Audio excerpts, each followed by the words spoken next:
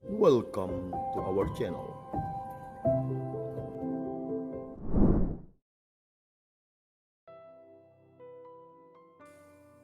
Selamat pagi, salam sejahtera untuk kita semua. Jumpa lagi bersama Riak Sabda, edisi Kamis 17 November 2022. Ketika Yesus telah dekat dan melihat kota Yerusalem, ia menangisinya. Ibu bapak, saudara-saudari, umat beriman, para pecinta Riak Sabda, dimanapun berada yang terkasih dalam Kristus, ada berbagai macam alasan mengapa orang menangis. Ada orang yang menangis karena bahagia, ada pula yang menangis karena sedih. Ada yang menangis karena prihatin atas keadaan yang tengah terjadi. Ketika berhasil lulus dengan penuh perjuangan misalnya, orang bisa menangis terharu dan gembira. Ketika ada saudara yang meninggal dunia, pada umumnya orang akan menangis sedih karena merasa kehilangan atau mungkin belum bisa membahagiakannya. Ada orang yang menangis karena memprihatinkan keadaan hidup bersama. Hidup beriman dan bermoralnya sangat memprihatinkan. Inilah yang dirasakan oleh Yesus dalam bacaan Injil pada hari ini. Tuhan Yesus memprihatinkan keadaan hidup orang-orang Yerusalem. Hidup mereka tidak rukun, tidak saling peduli, dan jauh dari kata damai sejahtera. Tuhan Yesus menangisinya. Saudara-saudari yang terkasih dalam Kristus Yesus, perikop Injil hari ini sangatlah menarik karena menunjukkan betapa besarnya kasih Yesus pada manusia. Dalam keseluruhan Injil, saudara-saudari, tercatat Yesus menangis hanya 2 kali saja, yakni ketika Lazarus yang dikasihinya meninggal dan Yesus tidak sanggup melihat air mata kesedihan dari Maria dan Marta serta semua orang yang mengasihi Lazarus. Dan dalam perikop Injil hari ini, Yesus kembali menangis. Bukan karena di Yerusalemlah puncak dari semua misinya, yakni kematiannya. Yesus menangis karena kedegilan hati semua mereka yang mendiami kota Yerusalem itu. Menarik, saudara-saudari yang terkasih dalam Kristus, bahwa Yesus tidak diceritakan menangis ketika dia dicaci, ketika dibenci, ketika salah dimengerti, atau bahkan ketika disalib sampai mati. Dia justru dicatat menangis ketika sedang dielu-elukan memasuki kota Yerusalem. Dia menangisi kota Allah itu karena manusia di dalamnya tidak menyadari apa sesungguhnya yang mereka perlukan untuk kebaikan diri mereka sendiri. Tuhan telah melawat mereka, tetapi mereka tidak tahu dan mereka tidak mau tahu, sehingga ketika kebinasaan itu datang, mereka pun akan tergilas habis. Yerusalem yang berarti kota damai sejahtera, tapi apakah sungguh-sungguh menjadi kediaman yang menawarkan damai sejahtera bagi manusia-manusia yang mendiaminya? Ataukah orang-orang yang mendiami kota Yerusalem sendiri yang tidak mampu menciptakan damai sejahtera karena mereka dipenuhi dengan kejahatan? hal inilah yang ditangisi oleh Yesus, yakni mereka yang buta dan tuli akan kehadiran Allah yang nyata dalam diri Yesus, yakni manusia yang mengisi hatinya dengan berbagai macam hal-hal jahat. Yesus menangisi kedegilan hati manusia. Namun apakah manusia sendiri menyadari kasih yang begitu besar dari Yesus ini?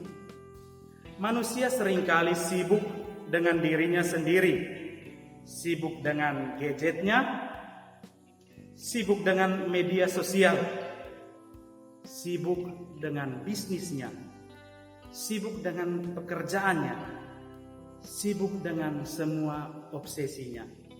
Ya, manusia memang selalu sibuk dengan banyak hal, sehingga rahmat Allah kadang berlalu tanpa disadari.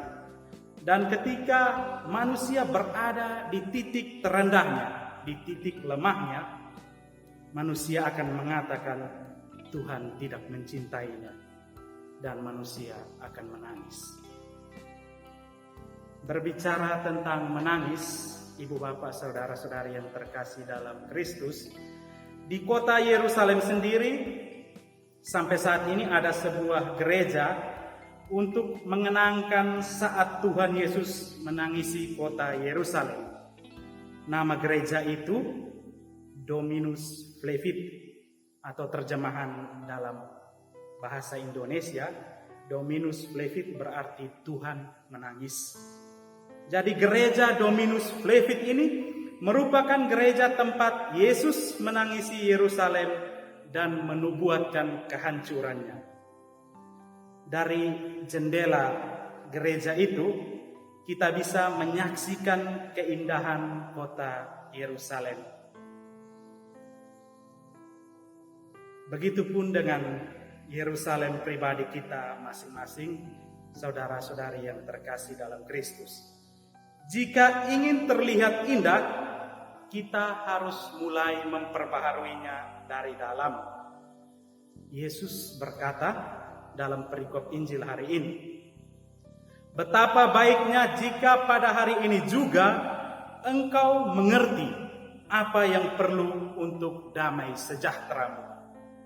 Maka ketika muncul pertanyaan, apa yang harus dilakukan agar Yerusalem kehidupan kita terlihat indah di mata Allah? Jawabannya simpel, ciptakanlah damai sejahtera. Apakah kita sudah menjadi pribadi yang dipenuhi dengan damai sejahtera? Menjadi pribadi yang damai itu tidak mudah, karena hati kita harus senantiasa terarah pada Allah, sang sumber damai sejahtera. Menjadi pribadi yang damai bukanlah perkara yang gampang, karena kemanusiaan kita yang kadang menyeret kita untuk menjauhi kasih Allah, yakni melalui pikiran-pikiran negatif kita, melalui sikap iri hati, sikap dengki, balas dendam, nafsu, kuasa, dan banyak hal-hal lain yang bila dibiarkan akan merusak bukan hanya damai sejahtera manusia itu sendiri, tetapi juga orang lain sesama yang berada di sekitarnya.